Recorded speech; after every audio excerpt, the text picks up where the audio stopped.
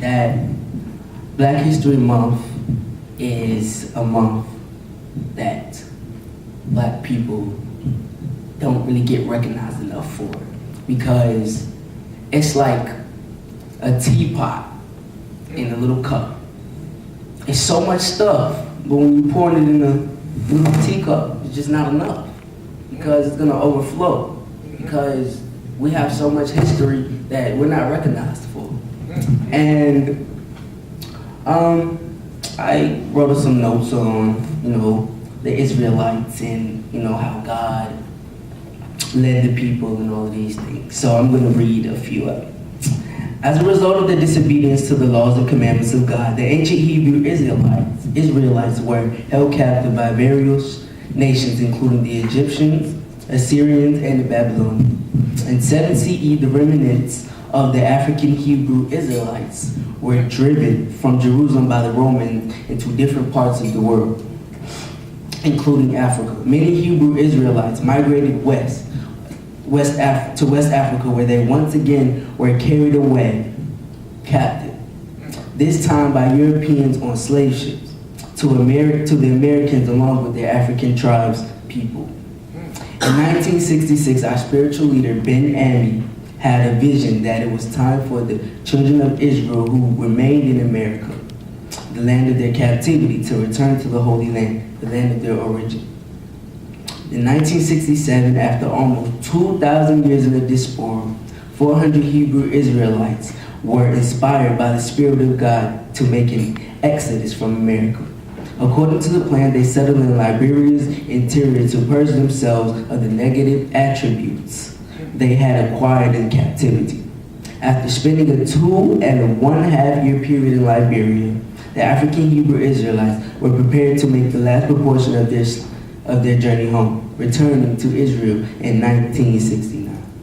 In today's world, man has created so many diversions from and substitutions for the true worship of God that the people have lost their way. We realized just how far we had been led away from God, and we were astounded by the drastic changes required for those of us who desire to fulfill our responsibility to God as Hebrew Israelites. Nonetheless, we have committed ourselves to the high degree of courage and discipline required to establish an alternative lifestyle that is in harmony with the cycles of God. And here's a quote. The true worship of God is an entire way of life, a continuous action, from the meal you eat in the morning to the job you work on. It encompasses your every deed and thought. And that is a quote from the God of Black Man in Truth. And I have a few more little points that I want to say here.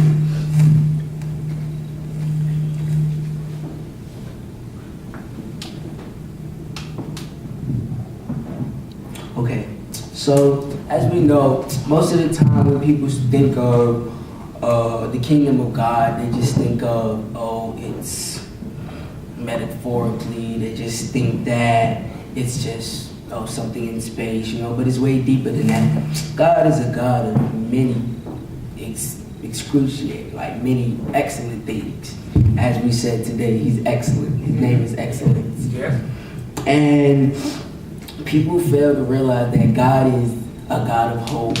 He's a God of love. He's a God of the things that we don't really, think of in the physical. That's why we have to think of it in the supernatural.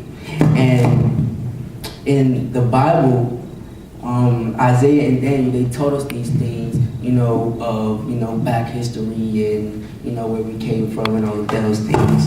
And the scriptures told us that it will be established in this land at a time where largest nations dominate the global scene.